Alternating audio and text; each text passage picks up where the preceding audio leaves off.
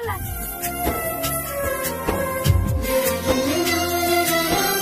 ତମେ କଣ ଆସିଛ ଭାଇ ଆସିନାହାନ୍ତି? ନାଇଁ ଭାଇର ଟିକେ କାମ ଥିଲା ତ। ହଉ ହଉ ପିଲା ଖାଇ ଆସିଲା।